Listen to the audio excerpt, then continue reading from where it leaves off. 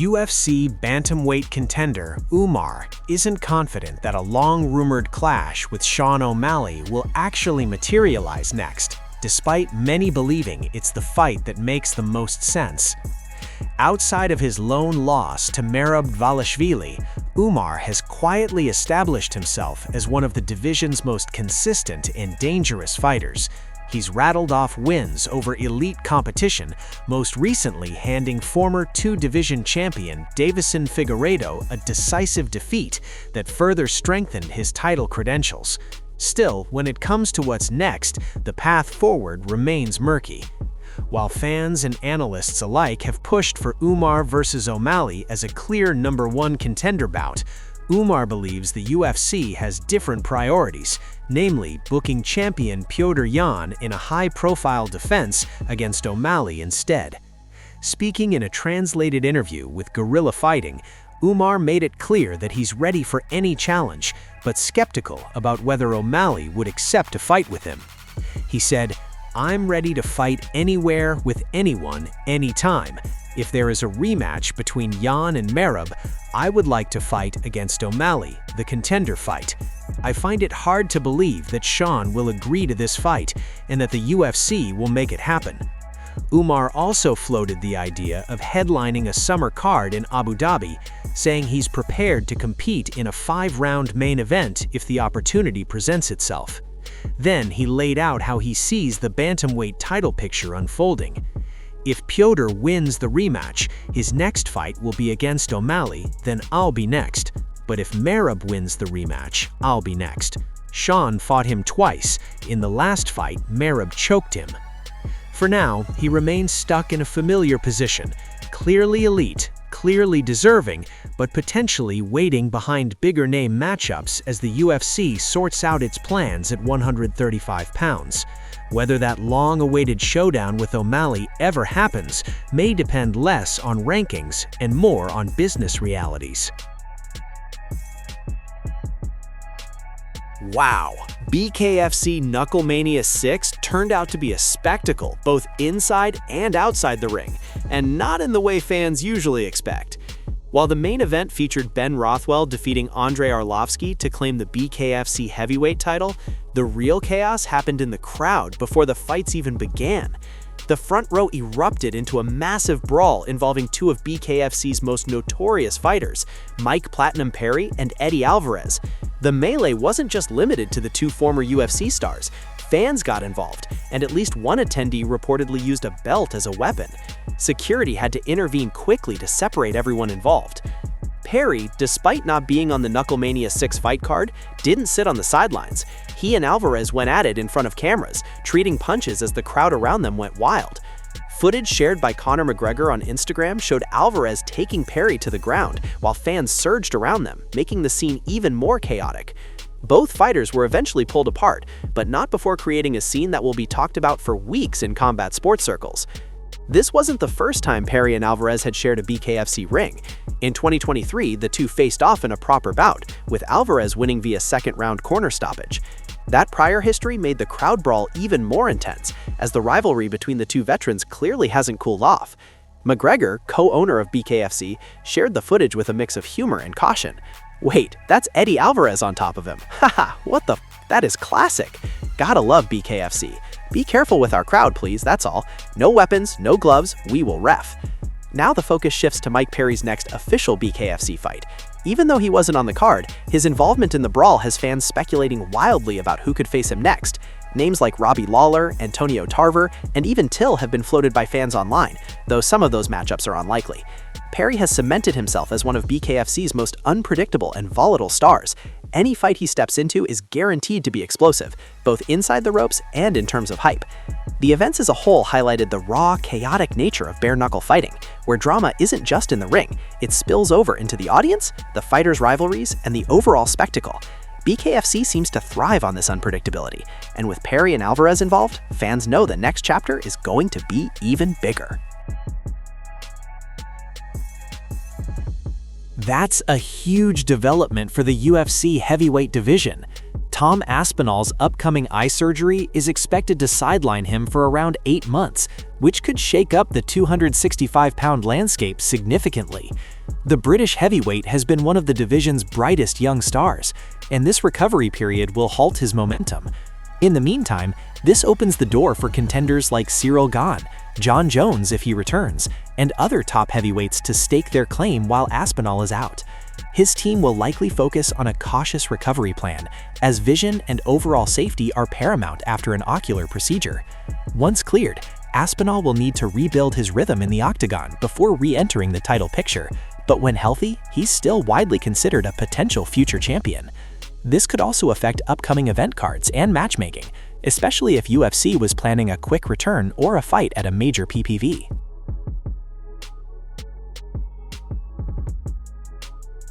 Alex Pereira could be on the verge of an unusual return, and it may come against a middleweight, but not the one most fans have been expecting.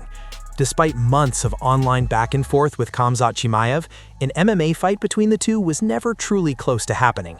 Things only picked up when Pereira floated the idea of a grappling match instead of a full MMA bout. That request may end up being granted, just not with Chimaev standing across from him on the mats. Back in November, Pereira publicly challenged the UFC middleweight champion to a charity grappling match, sparking plenty of buzz. Now, however, Shara Bullet appears to be the far more realistic opponent. Pereira hasn't competed since UFC 320, where he defeated Magomed Ankalaev to regain the light heavyweight title, and his next move has been shrouded in uncertainty.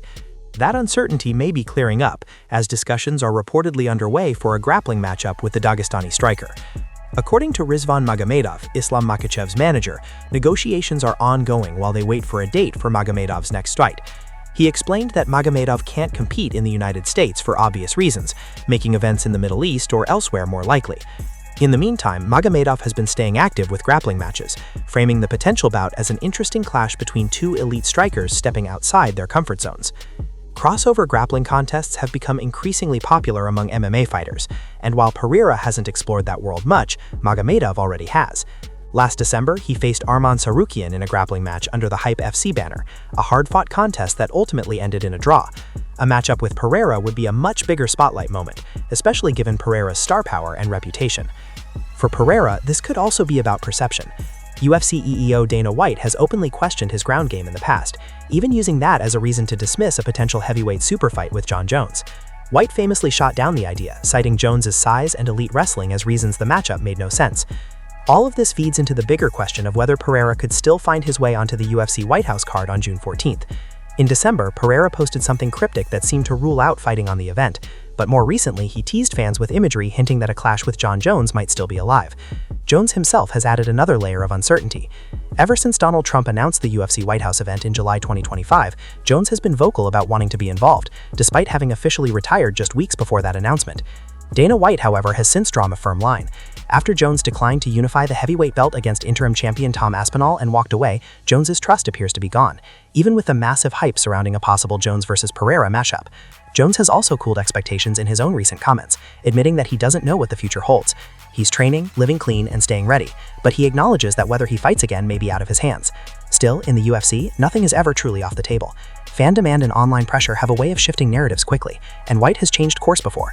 If momentum builds, it wouldn't be shocking to see massive names like Jon Jones or even Conor McGregor reappear on the same night.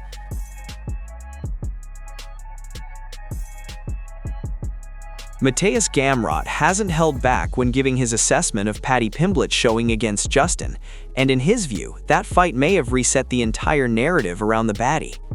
They both collided for the interim lightweight title at UFC 324, a matchup that many believed was designed to elevate the Liverpool fan favorite to championship status. Pimblett went in with plenty of hype and momentum, but once the cage door shut, it was Justin who took complete control. Using constant forward pressure, sharper boxing, and a relentless pace, the veteran systematically broke Pimblett down over 5 rounds. While the fight delivered fireworks, Pimblett absorbed heavy damage throughout, was dropped multiple times, and ultimately lost a clear unanimous decision. The bout entertained, but it didn't impress everyone from a technical standpoint. Several fans and analysts criticized the lack of layered strategy, and Gamrot echoed that sentiment while also questioning the UFC's intentions going into the matchup. Speaking in a recent interview, the Polish contender suggested that the promotion had been eager to fast-track Pimblett to the top, only for Justin to completely derail those plans. According to Gamrot, the UFC wanted Pimblett to be champion and did everything possible to push him in that direction, but Justin ruined those plans by exposing him. He added that the loss has now brought Pimblett back down to earth, making him a more realistic and accessible matchup for the rest of the division and revealing where he truly stands among elite lightweights. From Gamrot's perspective, the fight itself wasn't high-level technically, reinforcing his belief that Pimblett still has major holes in his game. Gamrot didn't stop there. Currently ranked number 7 at lightweight, he expressed clear interest in fighting Pimblett next and sounded confident about how that matchup would play out. He said a fight with Pimblett would be a great opportunity for him, though not necessarily for Paddy, because it would allow him to test and expose the gaps that Justin hinted at but didn't fully exploit in a grappling heavy sense. While Gamrot is coming off a submission loss to Charles Oliveira in 2025 and has dropped 2 of his last 3 fights, his resume still carries serious weight. Wins over the likes of Arman Tsarukyan and Rafael Fiziev prove he can hang with the division's best, and stylistically, he presents a very different problem than Justin. For Pimblett, a potential clash with Gamrot would be less about hype and more about answering hard questions, exactly the kind of test that now seems unavoidable after UFC 324.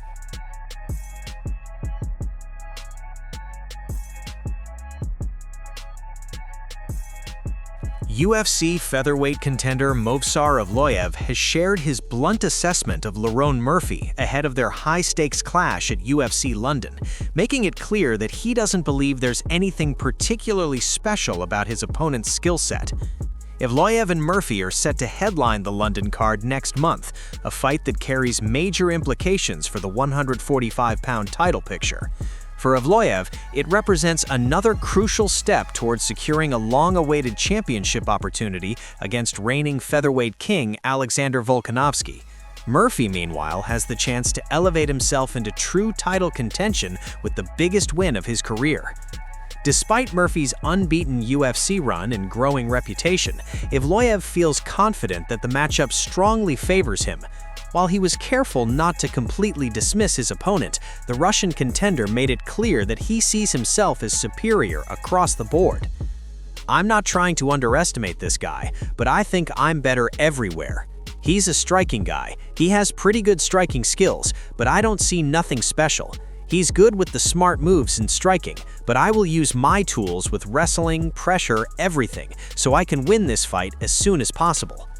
Evloev believes his relentless pace, grappling advantage, and ability to apply constant pressure will be the difference, especially against a fighter he views as primarily reliant on striking. Undefeated in his professional career, Evloev has consistently leaned on his wrestling-heavy approach to neutralize opponents, even when the finishes haven't always come. Beyond the Murphy matchup, Evloev made it clear that his focus is firmly on the title picture. He feels a decisive win in London should eliminate any remaining doubts about his place at the front of the contender line. "I will fight, and then no one will have any excuse to see me as the #1 contender for the title. Alex is the best featherweight of all time. I'm so happy he's not retired yet. I will be happy to fight him before he goes." With Volkanovski still active and the division crowded with contenders, Evloev understands the urgency.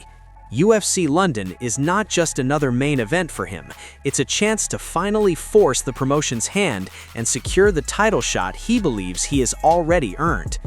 Whether Murphy can prove Evloev wrong on fight night remains one of the most intriguing questions heading into the event.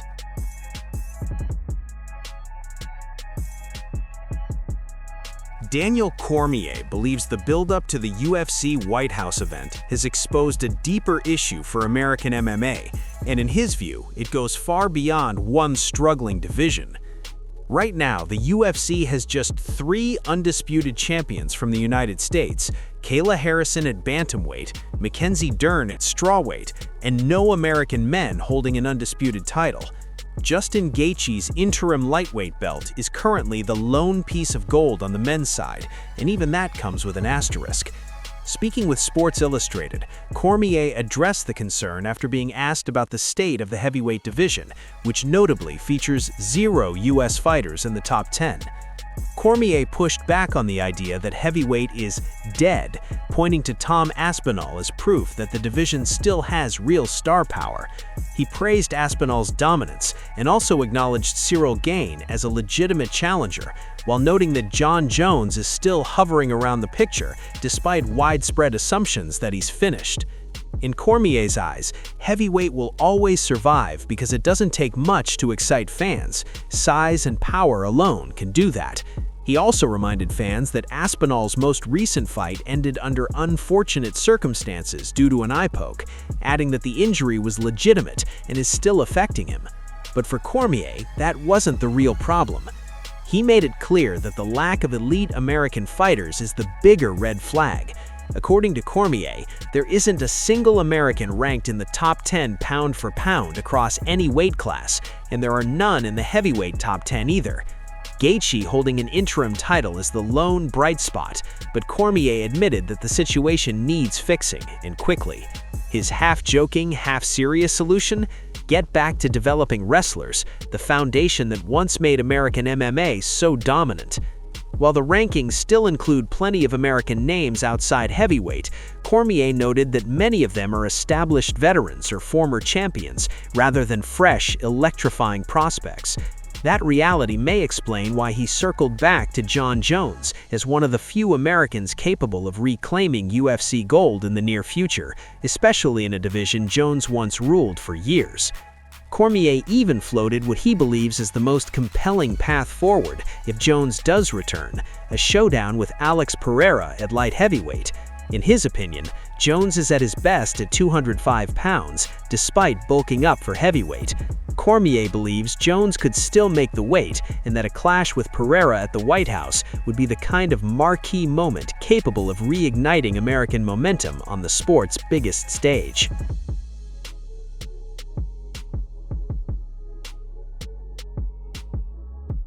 The first main event of 2026 saw the highlight cement his legacy even further as Justin Gaethje captured interim UFC lightweight gold for the second time in his career. It was a hard-fought 5-round battle that ended with Gaethje earning a fairly clear-cut unanimous decision over Paddy Pimblett, snapping the Brit's undefeated UFC run and reminding everyone why he remains one of the most dangerous fighters in the division. Interestingly, Gaethje later admitted that he was somewhat surprised by how the fight unfolded, not because he underestimated Pimblett, but because he didn't expect things to tilt so clearly in his favor once the bout got going.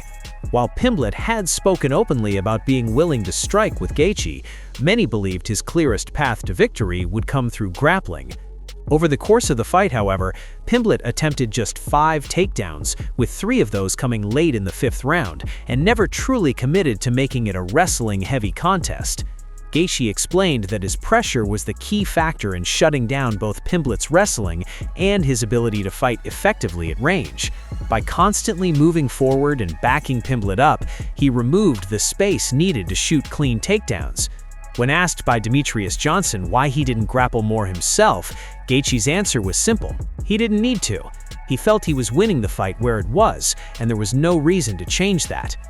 Johnson admitted he was surprised Pimblett didn't lean harder on leg kicks to slow Gaethje down, but the highlight revealed that once he felt those kicks, he realized they weren't a real deterrent.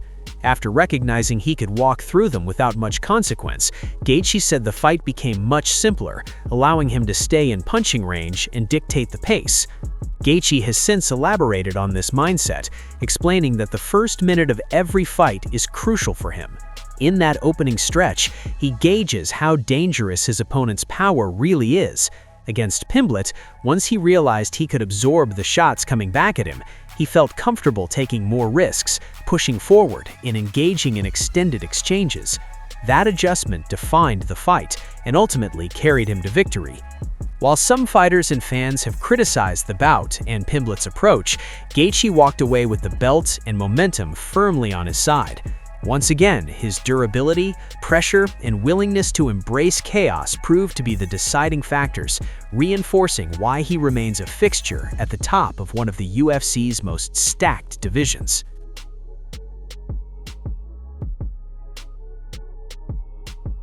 Michael Chandler is set to face Max Holloway next, regardless of how UFC 326 plays out, locking in a massive, fan-friendly matchup between two of the most action-heavy fighters of their era. UFC White House itself is shaping up to be a very different kind of card. The event has reportedly been scaled down to just 6-7 fights, with a unique twist.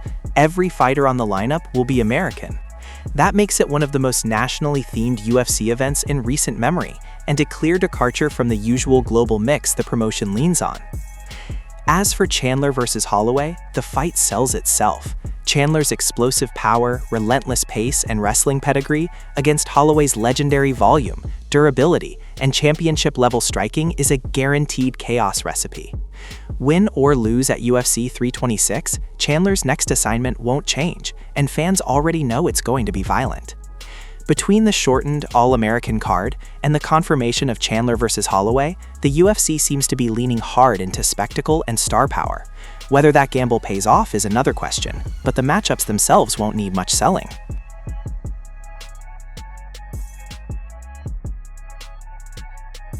Jon Jones has once again hinted that retirement may truly be the end this time, and if he does walk away now, he insists there won't be another comeback down the line. The former UFC light heavyweight and heavyweight champion officially retired from MMA last year after declining to unify the heavyweight title against interim champion Tom Aspinall. That decision sparked plenty of debate, especially when Jones appeared to reverse course just 2 weeks later by expressing interest in fighting on the UFC White House card in re-entering the UFC's testing pool. Speculation ramped up even further when a potential Jon Jones versus Alex Pereira matchup was rumored for June 14th. While Dana White didn't immediately endorse the idea, citing Jones' history of unpredictability, the UFC president didn't fully shut the door either, leaving fans with cautious optimism. However, reality has set in. It was recently revealed that Jones is dealing with severe arthritis and may require a hip replacement, a revelation that added serious weight to the idea that his fighting days could truly be over. In an interview with Helen Yee Sports, Jones spoke candidly about his future, making it clear that he's thinking beyond competition and toward life after fighting. He explained that he wants fans to expect growth from him as a person rather than as a fighter, emphasizing his desire to give back, mentor younger athletes, and focus on personal development. Jones said he feels that the best version of himself may actually be the one that exists without fighting, and he sounded genuinely excited about discovering that next chapter. Jones also acknowledged the internal conflict he's facing. While he believes he's still young and healthy enough to compete with elite fighters, he admitted that he has always measured himself against the very best in the world. Maintaining that standard, he said, is incredibly demanding, and he isn't sure he wants to continue unless he can do it at the highest possible level. For him, the idea of stepping away at the right time is more appealing than hanging on for mixed results. Perhaps most telling was his reflection on the long-term toll of fighting. Jones made it clear that he doesn't want to become one of those veterans who linger too long and suffer serious cognitive consequences. Recalling an encounter with a former fighter who couldn't even remember his own birthday, Jones said that image stuck with him. While he stressed that he's far from being in that condition, he also made it clear that he has no interest in finding out what that future looks like firsthand.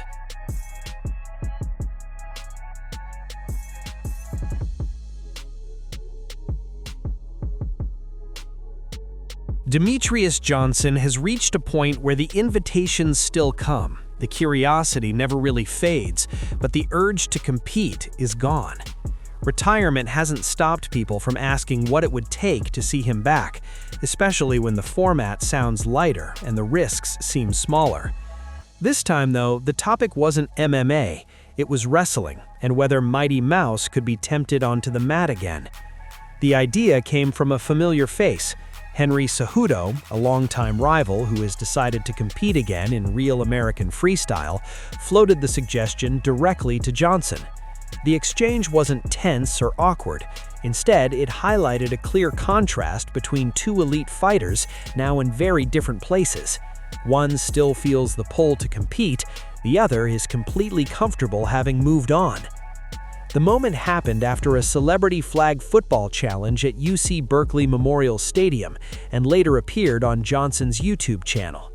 Cejudo spoke enthusiastically about his return, praising the opportunity to wrestle again and pointing out that real American freestyle pays well. He even nudged Johnson by mentioning that people were calling him out, framing it as respect more than a challenge. Johnson shut it down immediately. Smiling but firm, he told Cejudo not to try to drag him back into competition. He made it clear that he's retired, busy with other parts of life, and not interested in wrestling at this stage. He explained that he's never competed in freestyle wrestling and has no desire to start now, adding that the motivation simply isn't there anymore. He acknowledged Cejudo's mindset with respect, telling him that he's still the competitor between the two. That honesty matters when you consider their shared history. In early 2024, Johnson had said a trilogy fight with Cejudo could happen if the money was big enough, shortly after he knocked out Adriano Moraz to win the ONE flyweight title. The fight never materialized. Johnson defended the belt, retired as champion, and closed the door on any future cross-promotional bouts. Cejudo went the opposite direction. His UFC comeback stalled after several losses, leading to another retirement in late 2025. Still chasing competition, he's now set to headline Real American Freestyle 6 against Urijah Faber. Their rivalry remains tied at 1 win each, but this exchange made it clear it won't be revisited. Johnson is genuinely happy in retirement, though he does carry one regret, and it has nothing to do with his own career. He believes he played a role in convincing Cejudo to come back after his first retirement, something he now thinks hurts Cejudo's legacy. Johnson has said that Cejudo's loss to Aljamain Sterling marked the beginning of a decline, and that he feels responsible for encouraging that return. At the time, Johnson thought MMA offered the best mix of money and opportunity, but he now admits that perspective ignored a simple truth: Father Time always wins. Watching Cejudo lose his final fight to Peyton Talbot in December 2025, taken down with one of his own signature moves, only reinforced that belief. Johnson joked in the moment, but the message was clear. That scene summed up exactly why he has no interest in coming back and why he wishes Cejudo had stayed retired.